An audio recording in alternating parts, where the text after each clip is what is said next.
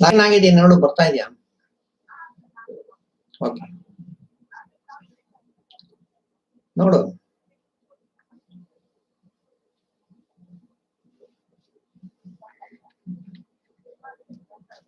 ಬರ್ತಾ ಇದೆಯಾ? ಸರಿ.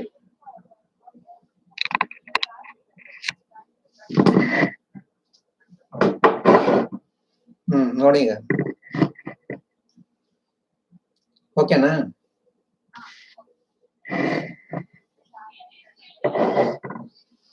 ಹಾ, ಇದೆ ನೋಡು.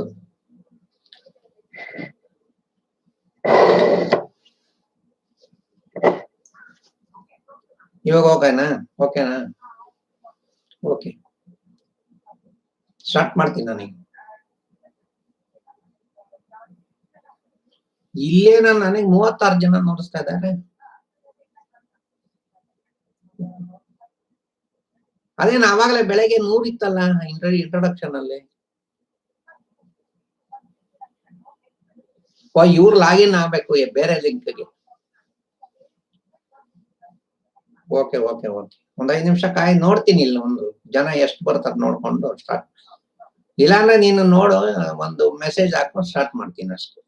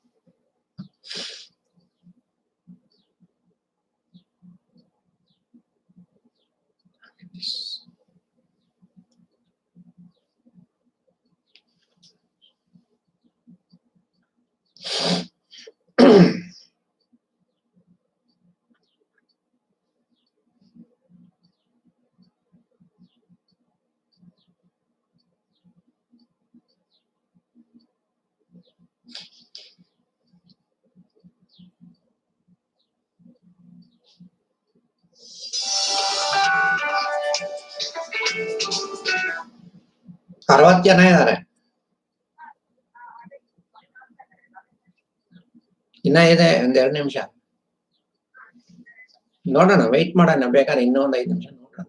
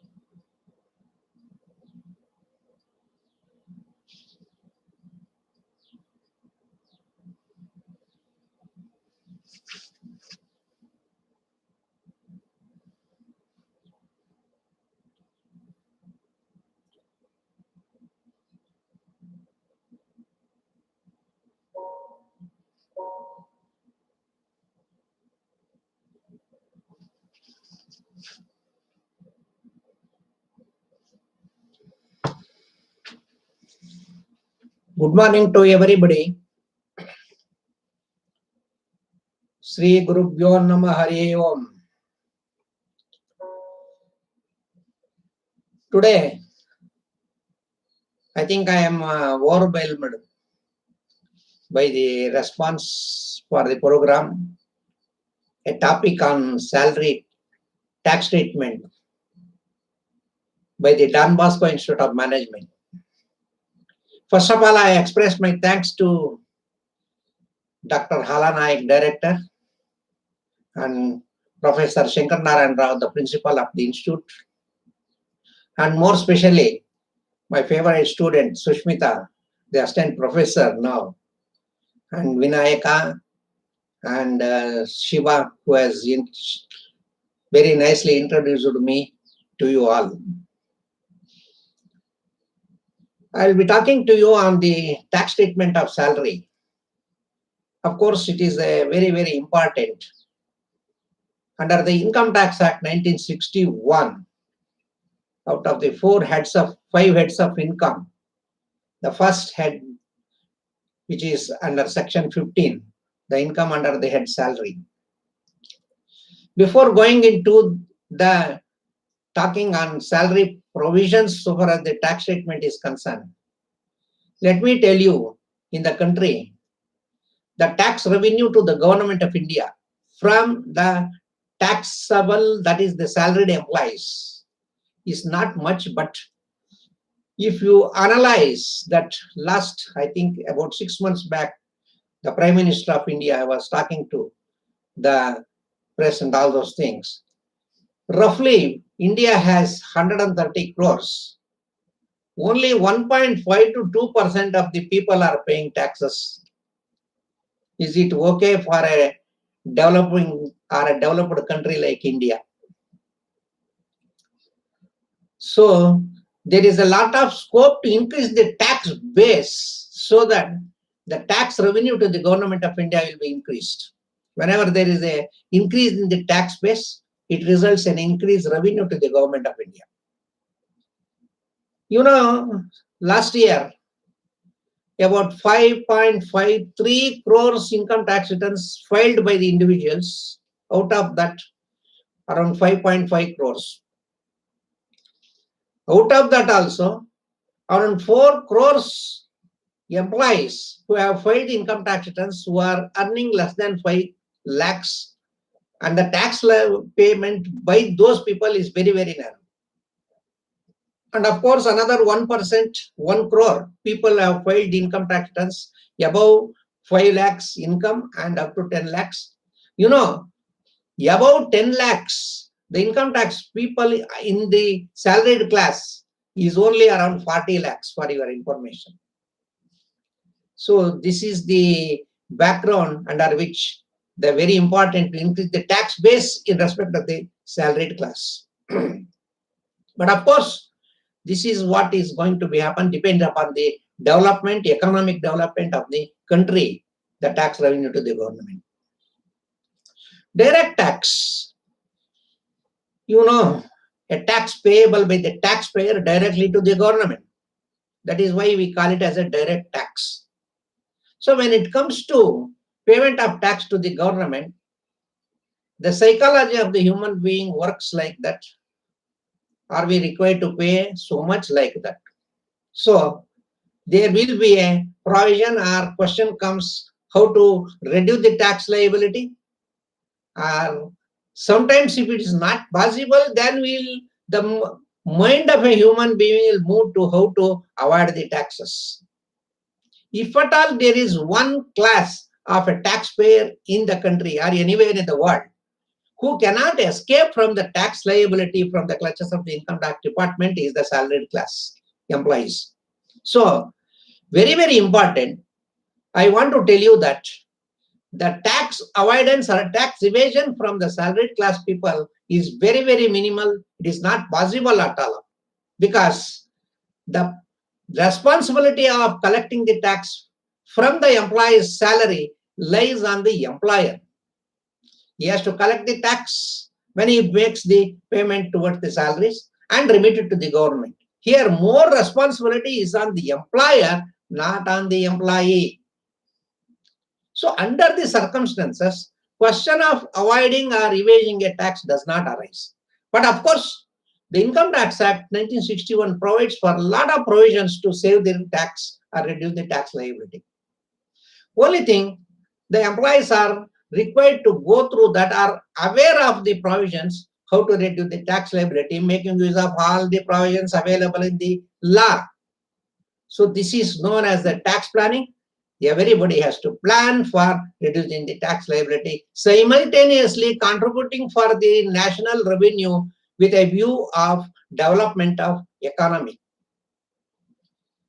Vedavyasa was telling to the Pandavas after the Kurukshetra that tax has to be collected like a bee collecting honey from the flowers. A bee is just for a second, it sits on a flower and plucks the honey. So without knowing the flower to hurt, that is what the principle of the taxation on the people. Of course, it is there because of the country with a population of 130 crores. It is very much essential. The revenue is required by the government. So this is the background under which I am talking to you on the very important area or a sector, the tax revenue or a tax treatment of the salaries. Now, I am going to start with that. The tax income from salary under section 15 is chargeable out of the 5 heads of income. Section 15, 22, 28, 45 and 56. How the income from salary is charged to tax under the Income Tax Act. Very important under section 15, it is called as the chargeable section. Before proceeding also, one more thing I want to tell you, all the persons who are logged in or listening to the lecture, this is a subject on which you have to go on learning, ever learning topic this is. So always I will be advising to the students that learn for the life, not learn for the purpose of examination or any purpose then. So ever learning topic is the income tax. So under these circumstances, the salary is important and more number of people are involved in the payment of tax under the head salaries. Under section 15, the chargeability is that any payment that received from an employer in the relationship of employee is taxable under section 15 under the head salaries. This is the charging section. So always I will be talking to you. When it comes to a relationship between the employee and the employer, it is a employer is a master, employee is a servant, whoever it is there. Irrespective of the grade or level of the employee, managing director is an employee, company is a master. So master and servant relationship. If this exists under a contract between the employer and employee, the payment received by the employee is treated as salary and it is taxable under section 15 and all other provisions applicable for the purpose of computing payment of tax, etc. The salary, head of income, computation, etc., chargeability contains three parts. Number one, the salary part, that is payment in cash. Next one, there are two components of the payment in cash. One is a basic salary and DA and other allowances. And the second one is the non-monetary benefits given by the employer to the employee during the course of employment. So this is another part of the salary which is taxable under section 15 in the name of perquisites. So this I will be explaining what is a perquisite, how it is to be treated under the Income Tax Act 1961. And the third part, after the retirement of the employee, these are all retirement benefits. After the serving an employer, what are the benefits? Or even during the course of the employment, how a person should plan for the retirement benefits, what is the taxability of the retirement benefits. So literally under the head salary, there are three sector payment components. One is the salary monetary benefits, non-monetary benefits in the form of perquisites, and the retirement benefits. Now, salary, meaning of salary for various purposes. Salary includes wages, pension after retirement. See, when an employee retires, the pension which is going to draw is treated under the head salary only, because he is earning the pension as a relationship between the employer and the employee. Annuity, there are some annual payment will be given to the employees after retirement. Gratuity under the Gratuity Act. These are all things, components of the salary. Then other things during the course of employment is a advance salary paid, fees, commission, perquisites, profit in lieu of salary in addition to salary or wages, annual accretion to the recognized provident fund, leave encashment, transferred balance in the recognized provident fund, then contribution by the central government, employees pension scheme separately is there. These are all forms of salary which is going to be charged under section 15. In addition to that, all those things, there are allowances, diurnal allowance. An allowance is paid to the employees to cope with inflation. Whenever, because of the inflation factors, there will be an increase in prices of the commodities based on the index published by the government of India. There will be a DA revision on a quarterly basis or 6 monthly basis, depending upon the organization. DA as such will have two components. One is a fixed DA, other one is a variable DA. How it is to be treated, but for the purpose of tax treatment, whether it is a fixed DA or a variable DA, the entire amount is going to be taxed. Only for the purpose of calculating certain deductions from the salary, fixed DA is considered. Then entertainment allowance, all those things detail I will discuss about that. Overtime allowance for the extra work done by the employees, city compensatory allowance for the taking care of the inflation or a cost in the particular city or a town area. An employee is debited for some projects, meals, cash allowance, fixed medical allowance. I want to tell you, once if it is called as an allowance, irrespective for which purpose it is paid, it is fully taxable under the Income Tax Act. There are reimbursement payments made for specific purposes. What is the taxability? How it is going to be treated, I will tell you later. But once under the head salary, it is paid as an allowance, fully taxable. Employer and employee relationship, anything that is paid by the employer will be treated as a salary only for the purpose of Section 15 chargeability.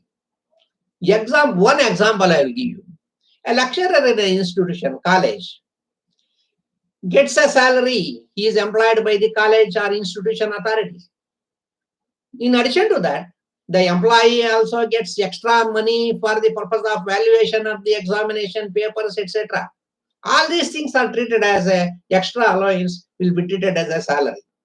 But during the course of this, he values answer books of the examination conducted by the university, for which the university makes some payment, honorarium, to the lecturers or teachers. Now what will happen? This extra payment made by the university, whether to be treated as a salary or any other income under Section 56. This is a question. All money, irrespective for which it is paid by the institution where the lecturer is engaged or appointed, will be treated as a salary only. But the money that he is going to get it from the university will not be treated as a salary, because there is no master and servant or employer and employee relationship between the university and the lecturer. So automatically that money will have to be treated as an income under the head other sources. This is a small example as to how the income under the head is going to be charged under Section 15. There are some perquisites. Rent-free accommodation is very, very important. Club payments, sale and use of movable assets, concession in accommodation rent, interest-free loans given by the company employers, educational expenses reimbursed, insurance premium, these are all non-monetary benefits in the form of perquisites, is also chargeable under Section 15 under the head salary, and the total amount will be considered as the income under the head salary for the purpose of calculating the tax liability. All these responsibilities lies on the employer only. The employee is nothing but whatever the information, it is the employer that is the responsible person to calculate the tax correctly and deduct from the salary of the employee and pay to the government. One important point I want to tell you. When it comes to Income Tax Act 1961, accrual, we talk about the accrual under which tax liability comes. So where it is accrued, how it is accrued, whether it is accrued in India or what. In Income Tax Act 1961, the tax is chargeable to tax on two things. One is the residential status and the source of income. Source means place.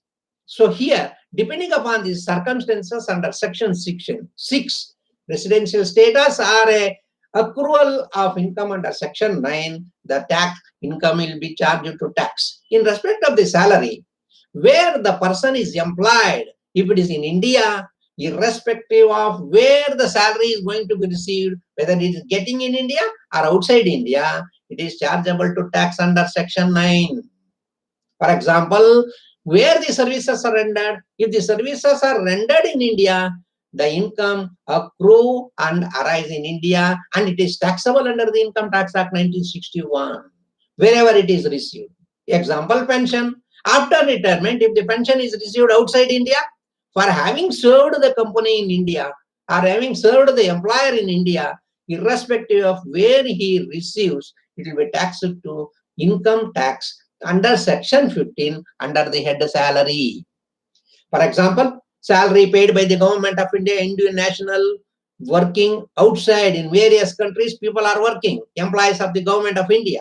So the salary is paid by the government of India, the source is in India. As a result of that, the salary is going to be taxed under section 15. Of course, there are some exemptions in respect of the employees working in other countries under section 10(7). What is in coming to important tax treatment of the salary, today's topic? We have a basic salary and DA fully chargeable to tax, whether it is a variable DA or a fixed DA. Then we talk about the advance salary received by the employee during the course of employment. Whenever an employee goes on leave, he may ask for advance salary. Now what will happen? Under section 15, salary is taxed either on due basis or receipt basis, whichever is earlier. This point we have to keep it in mind for the purpose of chargeability of the tax income under that salary. Either due basis or receipt basis. For example, in a company, normally the salary will be due at the end of the month. So what will happen? The tax for a month of January, the tax, if it is due on 31st January, the tax is going to be treated as a taxable income for the month of January. Especially in case of a March. In some companies, if the tax is due on end of the month, the March salary is chargeable for a particular financial year only. In some other companies, the monthly salary, no doubt, it is due on the next working day of the month. For the month of January, the tax will be due on 1st February. Take, for example, in the month of March, the tax becomes due on 1st April, not on 31st March. In this case, what will happen? Due comes on 1st April, the March salary will be taxed not in this year, it will be taxed in the next year. In some companies, normally for the purpose of, if the tax amount is due, the salary is due on 1st of the month, normally from February to March, whatever the money received will be taxed to that financial year relating to the assessment year. Next, arrears of salary. Arrears of salary which was not taxed in the earlier year, it is going to be taxed on a receipt basis. Next one, leave salary. Leave salary means there are various types of leaves will be given by the employer to the employee, casual leave, sick leave, and earned leave. It is called as a paid leave also. So there is a provision to encash some of the accumulated leave every year in the company. So even if it is encashed during the service, irrespective of that, it is going to be taxed. Only question, it comes at the time of retirement, what is going to happen to the leave salary? Leave salary, when it is a non-government employee, only partially exempt under the present law, up to a limit of 3 lakhs rupees is exempted on an average of 10 months salary. But if it is a government employee, it is fully exempt. Recently, one of the person has filed a case in the court, why only government employee treatment? But the case is rejected, taking that there is a special provision so far as the government employees are concerned. Bonus is paid as a statutory payment under the Bonus Act. It is a part of the salary only, and it is fully taxable so far as the employee is concerned. Certain provisions are there. I want to tell you, foregoing. Sometimes the employee says that I don't want to take salary. So foregoing comes only, a right of foregoing is on the employee. Without receiving the salary, he cannot forego. Legally, he will have a right of foregoing. So only on receipt of the salary, the employee can forego. So once it is received, it is chargeable to tax only. But what about surrender of salary? Exempted. Salary exempted, there is a separate act under the Income Tax Act. Salary Surrender of Salaries Act 1961 in addition to the Income Tax Act. Under that, any employee who surrender the salary to the organization will be exempted. Here I want to tell you about one of my honorable lead teacher when I was in a college, in the National College, Dr. H. Narasimhaya, a most respected person who has never taken a salary in his lifetime from the institution. Whenever, even when he was a Vice Chancellor of the Bangalore University, he never used to claim the salary. The salary of the Bangalore University used to go to his institution, National Education Society. So this invariably, I will be telling you that surrender of salary is going to be exempted. Then sometimes the employee will be working for more than one employer, and whether he works for one employer or a different employer in a particular financial year, all those things are required to be charged under section 15 only. Then sometimes what happens, an employee will pay the tax liability to the employee on behalf of the employee. Instead of asking the employee to deduct the tax, the employer himself pays the tax. So in this case, what will happen?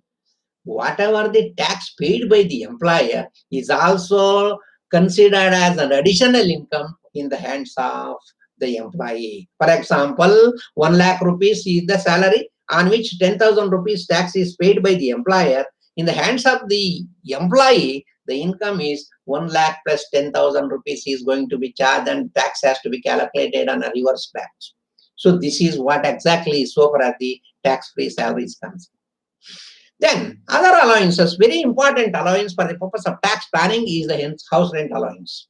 Of course, house rent allowance is partially exempt or sometimes fully exempt depending upon the rent paid by the employee. Only thing, he has to submit a rent. If the rent exceeds 3,000 rupees per month, rent is a compulsory. Then there is a separate calculation is there. How it is exempted under section 1013A I have given here. There are 3 options. Whichever is lower is going to be exempted. Here I will not going to work all those things. So these are all the formula. But only thing, the employee he is required to plan for claiming the HRA rebate under section 1013A depending upon that. He has to pay the rent and submit the receipt to the employer with a PAN number. Of course, if the rent is more than 10,000, compulsory PAN number of the owner is required to be submitted to the owner, the employer. Otherwise, HRA rebate will not be given. Giving a HRA rebate is on the employer only. So these are all the conditions. Rent paid in excess of 10% or 40% in non-metro cities or 50% of the basic salary in the metro cities is the minimum which the HRA rent can be claimed. Rebate. It is called as a rebate under section 1013A so far as the HRA is concerned. Then there are some allowances which are paid as a special or a requirement during the course of the employment.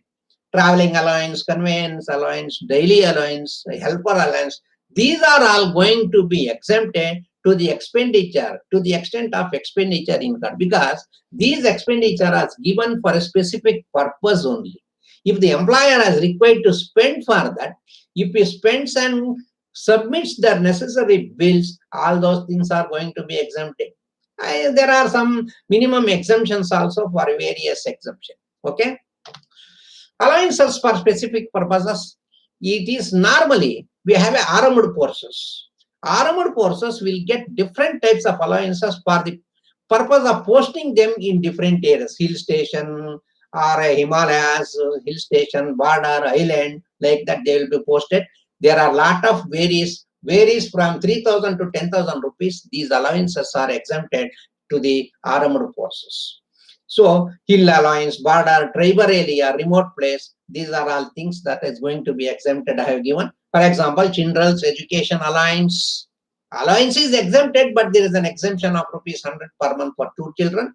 And then hostel allowance, underground allowance for the mining workers gets an exemption of rupees 800 per month. Island allowance. Island allowance, normally armed forces are going to be posted there.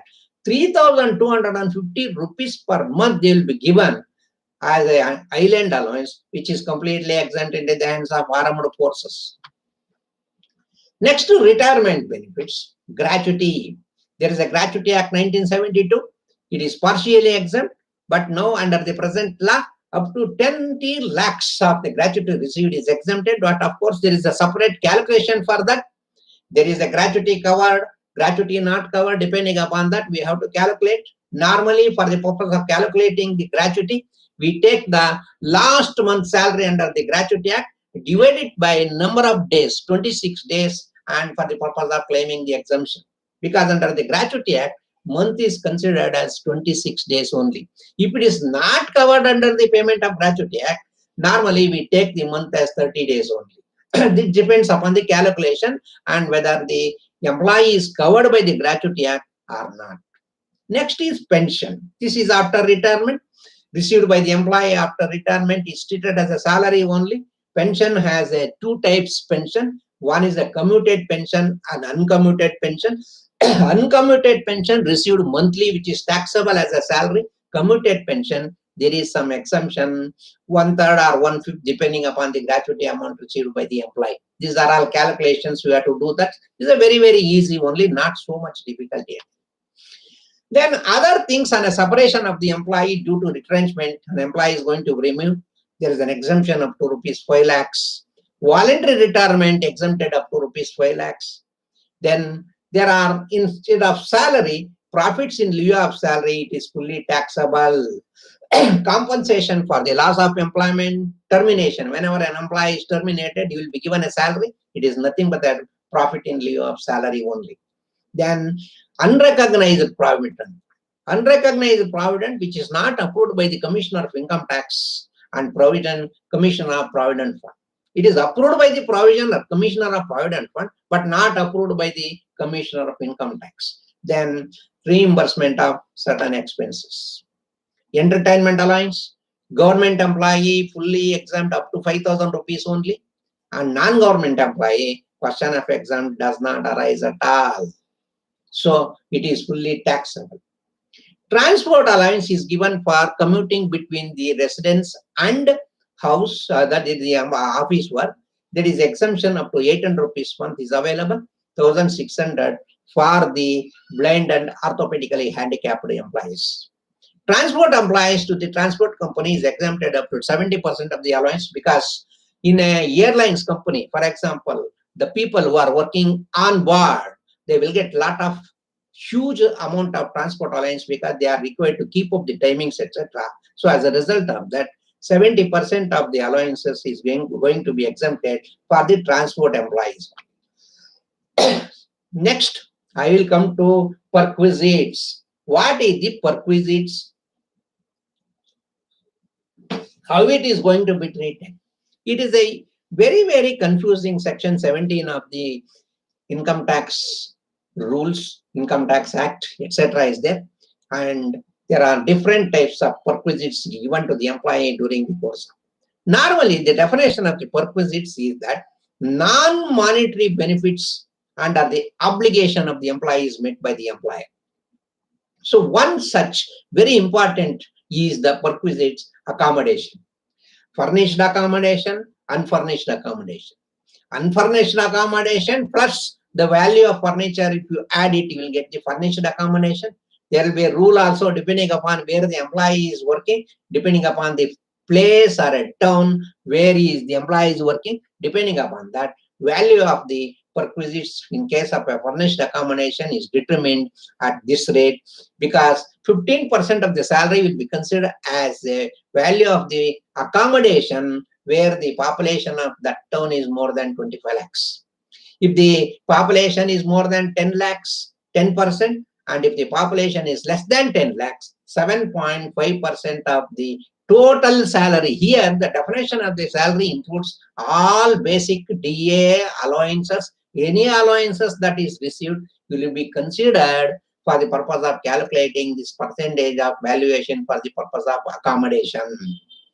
Then, in respect of the government employees, whenever an accommodation is appointed by the government will fix a license fee.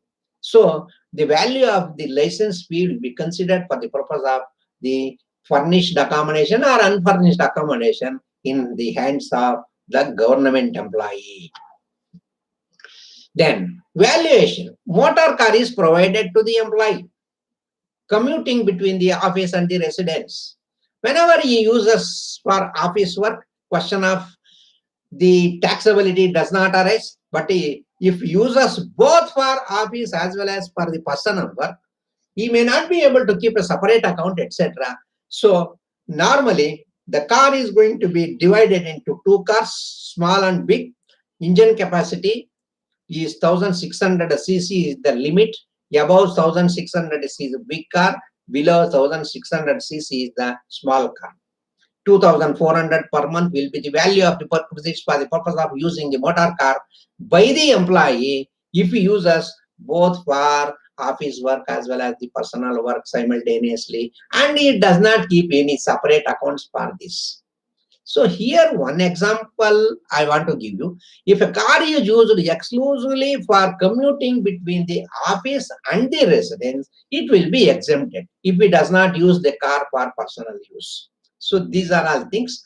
Then if a car is owned by the employee and he uses for office work, then expenses are going to be incurred by the maintenance expenses are going to be incurred by the employer only. Then an amount of 2,400, 8,000 is going to be reduced, and the remaining balance will be treated as the value of the motor car for the purpose of perquisites. What is the perquisites? I have already told you. Employee obligation met by the employee, non-monetary benefit provided by the employer, expenditure incurred by the employer for providing all these facilities, and it is taxable. Why? In a case of a company, all the expenses incurred on the employees is going to be allowed as a deduction for computing the income of the company under the head business.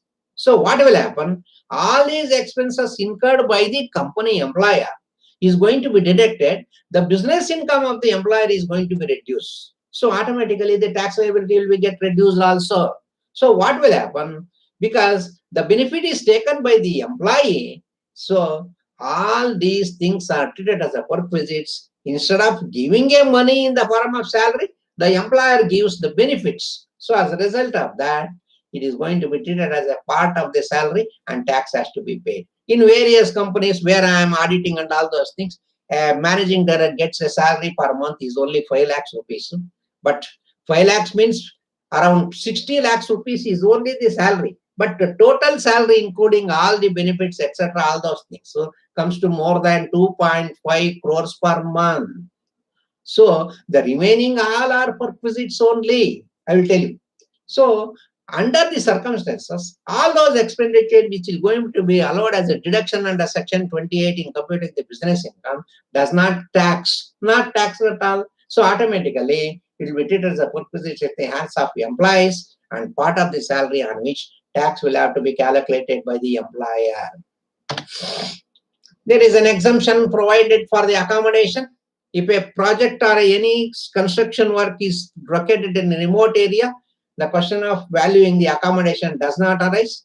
Or if an employee is required to stay in a factory premises, for example, factory manager is required to stay in a factory only.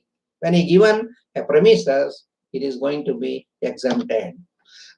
Then for the executives, the company provides lot of domestic services on behalf of the company. They are enjoying whatever the expenditure incurred by the company for providing all the domestic services. It may be a sweeper, gardener, watchman, cook, etc. Actual expenditure incurred by the employer will be treated as the perquisites and included in the head salary. If you are talking about CTC, cost to the company. So when we talk about the cost to the company, all the things, whether it is a salary or a perquis, anything that is spent on the employee will be taken into consideration, including the company contribution to the recognized provident fund will be included in the cost of the company. Then motor car, I already told you, free non-alcoholic beverages during the office hours is exempted. Free lunch is exempted up to rupees 50 per meal only per day. And then if any other things gives gift to the employees, up to 5,000 rupees is exempted. Free education to children. Whenever the institution owned by the company or the employer, where the children will be studying in the institution owned by the company. So as a result of that, it will be treated as a perquisites, because here the employer not spending any money at all for getting the education in the institution owned by the employer only. So what will happen? All those expenses will be treated as a cost to the company. Work out the cost. What is the cost per children per month? And if it is exceeds 1,000 rupees, the extra money will be charged as perquisites. For example, a company spends rupees 1,500 rupees per month per child or children. Then minus 1,000 rupees, the balance 500 rupees will be treated as a perquisites in the hands of the employee, and it is taxable. Suppose the company do not have an educational institution owned by some other, and the employer is going to reimburse the fees, the entire fee reimbursed in respect of the children studying in other area, other institution, is fully taxable as a perquisites. This is what I want to tell you about that education institutions. Then most of the companies, they give some coupons to the employees called as Sodexo good coupons. It can be surrendered to the various chains, malls, etc., hotels, and there are a lot of confusion regarding the Sodex coupons, food coupons. One information I want to tell you about Sodex food coupons: it is going to be sold to the employees for collecting some money.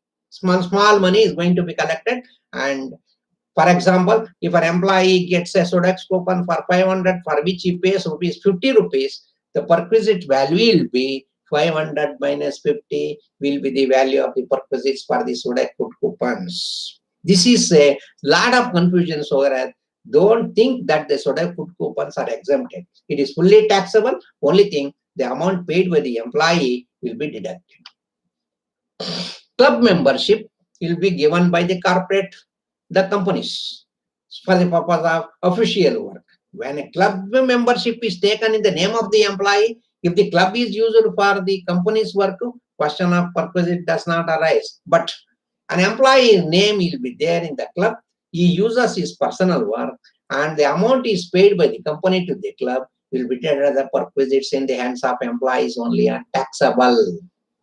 So far as the club membership is concerned. Then, during the course of employment, there are some movable assets will be sold to the employee. When it is sold to the employee, it will be treated as a perquisite value, depending upon what is the book value of the movable assets. I have given here, there are three types of movable assets which is going to be sold to the employees: computers and electronic gadgets, motor car, other assets. The value will be determined depending upon the depreciation at the rate of 50%, 20%, and 10% for different types of assets. There is a calculation, and the remaining amount minus the amount paid by the employee will be treated as a perquisites in the hands of employees. Suppose if a personally employee uses some movable assets during the course of office, it will be cost only when he uses for personal work. There is a perquisite value to the extent of 10% of the original cost. Nowadays, most of the employees gets the laptop from the company because it is treated as used for only official work. Question of perquisites does not arise in the use of laptop by the companies. Very important, the development to make the employee participate in the company and contribute more. This scheme of sweat equity, issue of shares to the employee, came into existence about 20-25 years back. So the company will allot equity shares to the company as a part of remuneration. It will be treated as a perquisites because normally the shares are allotted to the employees at a concessional rate compared to the market value of the shares listed in the stock exchange. For example, if a shares of the company is listed in the stock exchange and the market value is 500 rupees, but it will be allotted to the employees at rupees 200 at a concessional rate, then the difference amount will be treated as a perquisite value of the equity shares allotted. It is only option given to the employee whether he takes it or not. Whether once he exercises the option accepting, then perquisites value to be calculated under employee stock option. This is called as ESOP, or normally we call it as a sweat equity shares. Almost all the IT companies will have a scheme, but the only thing, this scheme is required to be approved by the Government of India for the purpose of issuing shares to the employees, and calculation will have to be done for the purpose of treating it as a perquisites. And the date on which the employee exercises the option, it is called as a vesting interest. Once he vesting, that means he agreed to take the equity shares, the question of perquisites arises. Then after calculating all those things, there is a deduction from the salary. There are two deductions which are going to be allowed to the employee. One is a standard deduction up to a limit of rupees 50,000 rupees. Another one is a tax on employment, professional tax, which is going to be deducted in Karnataka. 2,500 rupees is the maximum professional tax, which will be deducted. 50 plus 2,500, 52,000 rupees will be deducted in computing the tax liability under the head salary. Salary plus perquisites minus when you deduct standard deduction, all those things. Then, after the salary, I am coming to some of the important retirement benefits that the employees is going to get after retirement. One important is the Provident Fund. Under the Provident Fund Act 1952, there is the employer's contribution. Now, at present, the employee will require to contribute 12%, and the employer matching contribution of 12% is going to be contributed. It will be exempted in the case of a recognized Provident Fund. I want to tell you what is the meaning of a Provident Fund. There are four types of Provident. One is a statutory Provident applicable to the government employees. Whatever the contribution made by the government is going to be completely exempted. But the second one, recognized Provident Fund, applicable to all the private organization. Anybody, if a company contributes more than 12%, and that amount is going to be treated as a income under the head perquisites under the salary. Sometimes interest also is going to be given under the Government of India. Interest will be given at the rate of 8.5%. In excess of anything, if the interest is given, it is also treated as a perquisites. There is unrecognized provident. This I told you, when a provident fund is not approved by the Commissioner of Income Tax, it is treated as unrecognized. For the purpose of exemption, this is not allowed. Even when an employee retired, when he gets money from the unrecognized provident fund, it is going to be fully taxed like that. Then public provident fund, it is not only for the employees, it is available to all the individuals and HUF, and deduction allowed under section 80C within the limit of 1,50,000 rupees. So here the planning for the purpose of deduction can be done by the employee so that he can reduce the tax liability. There are some other things which I am going to tell you about that. Superannuation fund, it is a perquisites. The employer will contribute for the superannuation, means normal retirement, and if an employer contributes more than 1 lakh per annum, the excess amount will be treated as the perquisites. Medical facilities, in the beginning I told you medical allowances. If it is a fixed medical allowances, it is going to be taxed. Only if it is reimbursed, there is an exemption up to 15,000 rupees per annum. Remaining amount will be treated as a perquisites only. But if a treatment is taken in a recognized hospital, for example, central government health services is there. There are a lot of hospitals which are recognized, where the treatment is taken for the employee and his family members will be completely exempted. So far as the medical treatment is concerned. Medical insurance, normally group insurance is made by the employer. The insurance premium is paid by the employee, is going to be exempted in the hands of employee. But sometimes it is not going to be. Sometimes the exemption will be depending upon what is the limit of medical insurance premium. If it is more than that, then the premium is going to be. Otherwise, normally the medical insurance premium will not be charged to tax. Whenever a person, employee and his family members takes a treatment outside the country, it is very important to take the permission of the Reserve Bank of India, and then treatment cost will be exempted.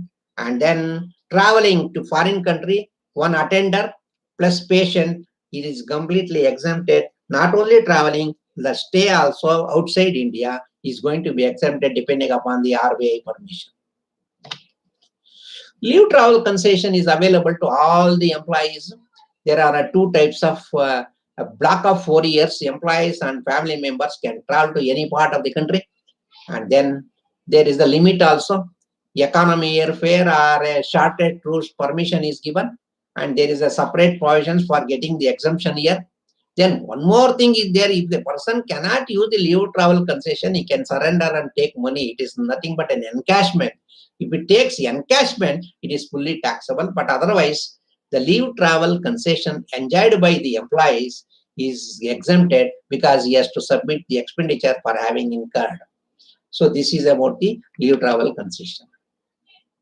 Then, after all those things, I'll touch upon little bit on the employees of a non-residents, foreign technicians fully taxable if paid in India, foreign citizens, salary of the diplomatic persons, embassy, high commissioner, consulate, they are getting salary from their own country and it is exempted because Indian people also will be working in all other country in the name of embassy, high commissioner, consulate because it is taxed in India, there it is exempted. So like that, it will be mutual agreement between different countries. So as a result of that, the salary received by all these people from different countries will be exempted in India. Foreign employees coming to India, they can claim exemption only up to 3 months. Beyond that, it is going to be taxed. Ship, for example, a foreign ship comes to India and they get salary in India up to 90 days only allowed. Afterwards, it is going to be taxed. If I come for a training in India, the remuneration paid to the foreign trainees is exempted. Now I want to tell you, before closing my session, I want to tell you, the salary is an important aspect where tax planning has to be done. The employee is required to take care of the claiming the whatever benefits available in the tax or salary is required to be. For example, HRA, it is his responsibility to submit the rent receipt to the employer and claim rebate. The employer must give the rebate, etc.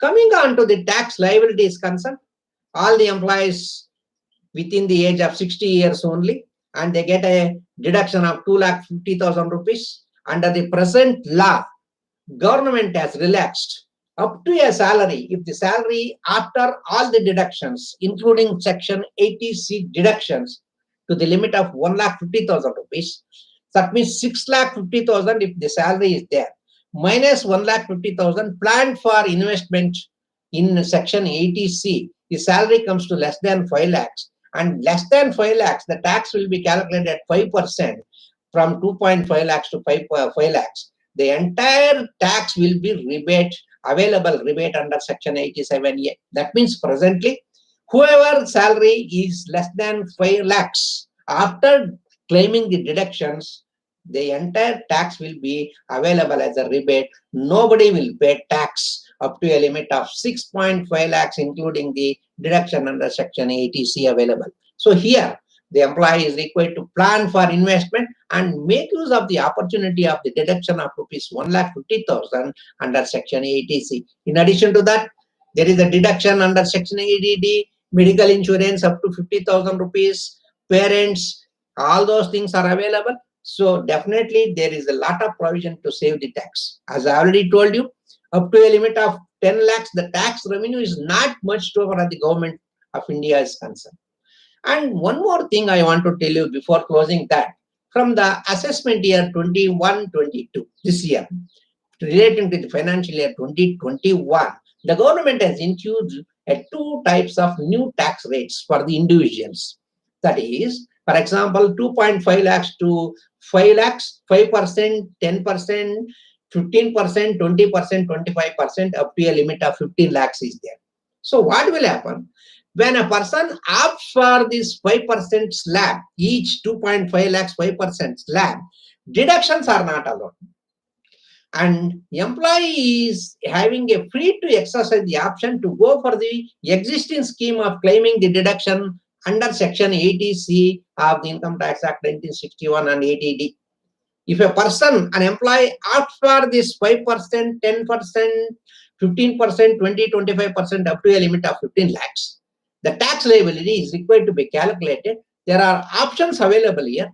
There is a lot of things. Only thing, under the new rates of taxes, deductions are not allowed.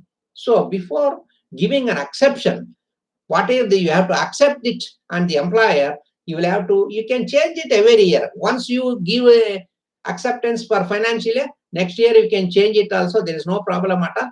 So depending upon that, the employees are required to work out the tax liability under old one is better or the new one is better. If a person do not have much deductions under salary, he can go for a new one. But normally, every employee will have a deduction under section 80C relating to Provident Fund, LIC premium, tuition fees, so many things are ELSS, equity linked savings scheme, all those things put together, there is a deduction of 1.5 lakhs. Definitely, in my opinion, the existing rates of taxes after claiming the deductions is advantageous within a limit of 15 lakhs rupees. If the salary is very, very high and the deductions are not much, then definitely the employee can opt for going for a new tax rates under the announced by the government of India in the last year budget.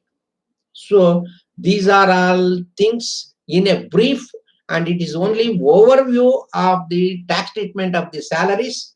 It is for the individuals to take care of all those things. Employer responsibility to compute the taxable income under the head salary, deduct the tax and pay to the government. But employee also can plan and inform the employer what is that he is going to save, etc., and all those things, taking the benefits available here under the Income Tax Act 1961.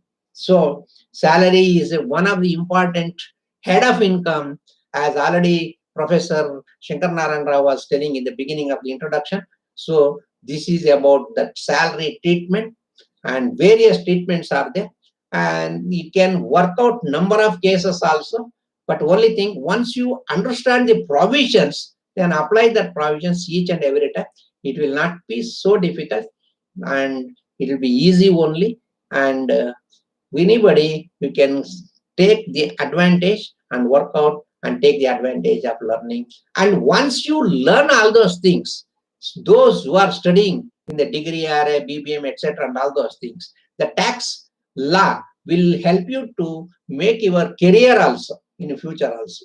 So this is what is available advantage under the tax laws.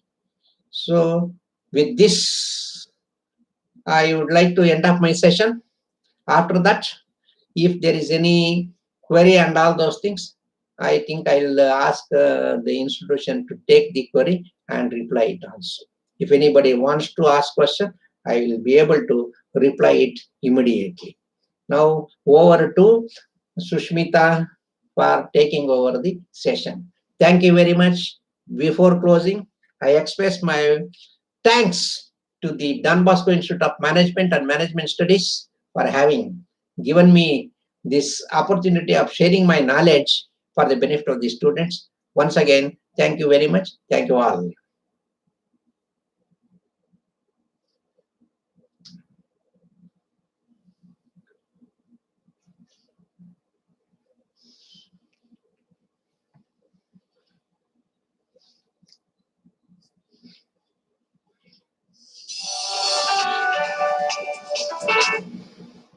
Close ಮಾಡ್ಲಾ ಏನು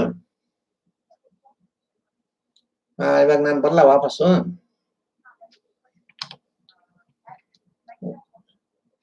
ನಾನೀಗ ಮಾಡ್ತೀನಿ ಬಂದಿ ನಾನು ಸ್ಕ್ರೀನ್ಗೆ ಹೋಗ್ತೀನಿ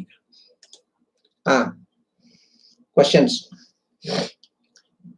ಇಲ್ಲಿದೆ questions ಎಲ್ಲ ಇದೆ ಅಲ್ವಾ ಒಂದೊಂದೇ ಕ್ವಶನ್ಸ್ ಆಡ್ ಮಾಡ್ತೀನಿ ನೋಡೋಣ ಓಕೆ ಓಕೆ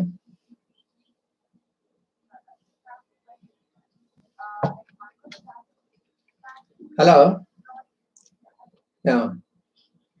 ಫಸ್ಟ್ ಕ್ವಶನ್ ಯಾವ್ದದು ಇಲ್ಲಿದೆ ಇದು ಯಾವ್ದು Vinayaka this question. I am the director of the company. Is my salary received from company to be taxed as income from salary? How you are appointed? When a person is appointed by the government under the terms of employment, the amount received by the director, I told you, master and servant relationship. He may be a director called only, but for the purpose of income tax, he is an employee, company is a director. If he gets a salary under the contract employment, all those things received from the company, it is taxable under the head salary only. Hello? ಹಾಗೆ ಮಾತಾಡ್ಲಾ ಇಲ್ಲ mobile ಏನ್ ಬೇಡ ಅಲ್ವಾ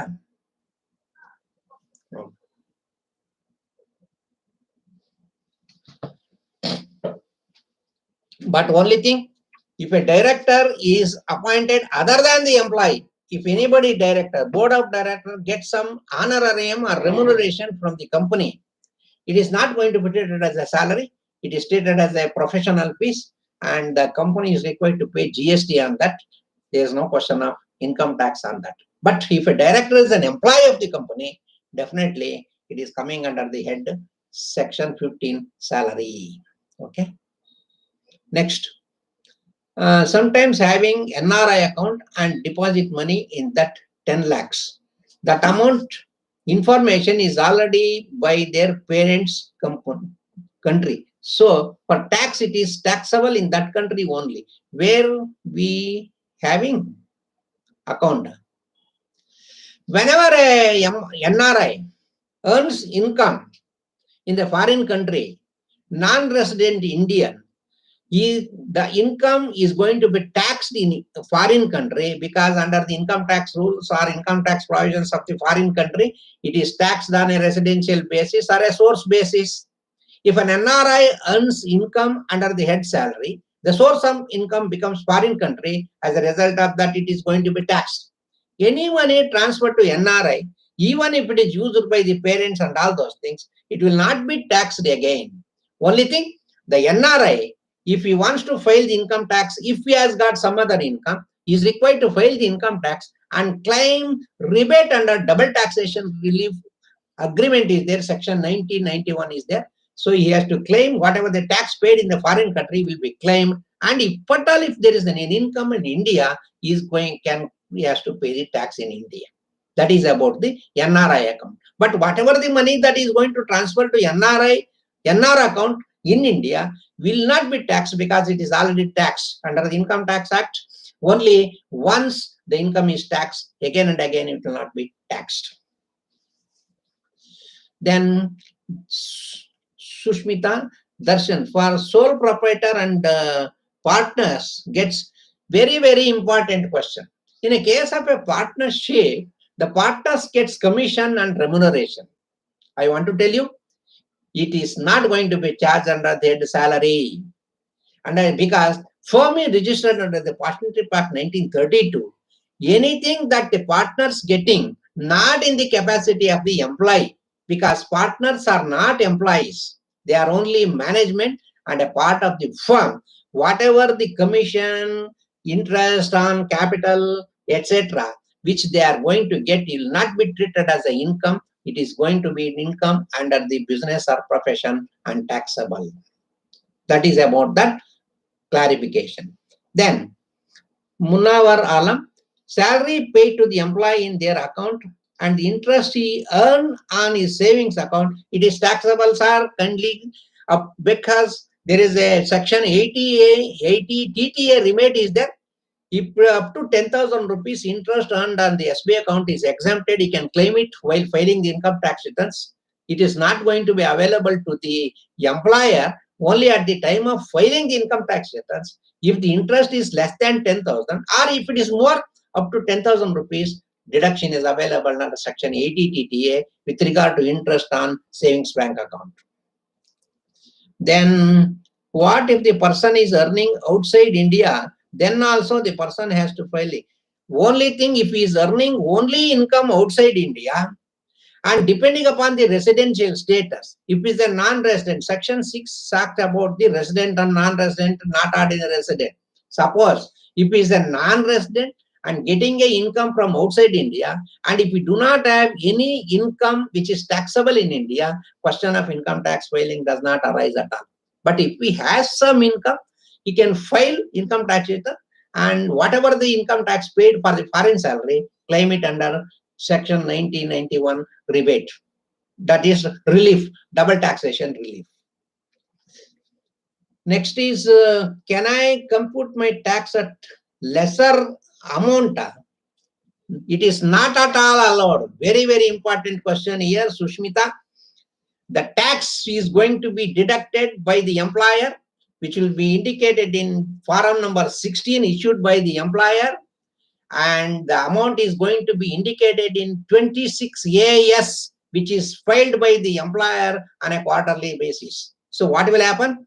If anybody not going to declare the income, what is stated in 16, the income tax returns will be treated as a defective return, and the notice will be issued by the income tax department for filing it again, taking into consideration all the income the exact income in 16, gross income at the time of filing the TDS column in income tax returns is required to be indicated. Anything is left out, it is treated as a defective return, and you are required to file the income tax returns correctly by taking the notice from the income tax department. Next,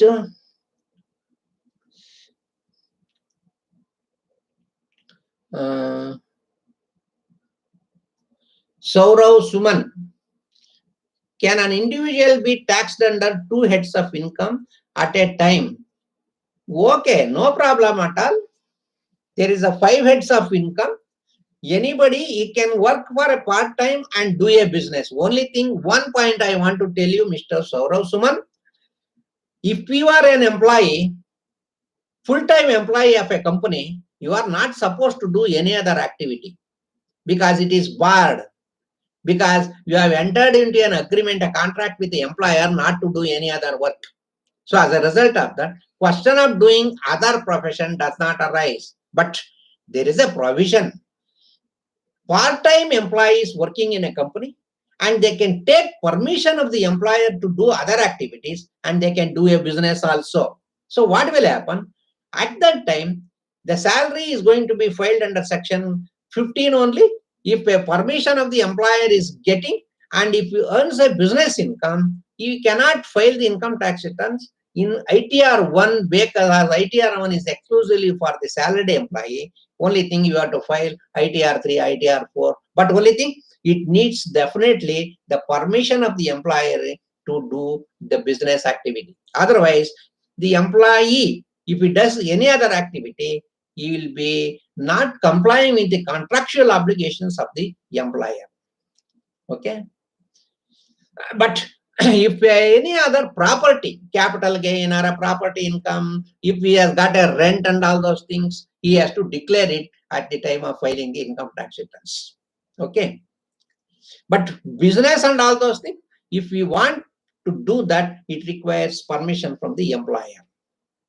So that is about that. Then that is all. Huh? Okay. Then I think I will go and thank you.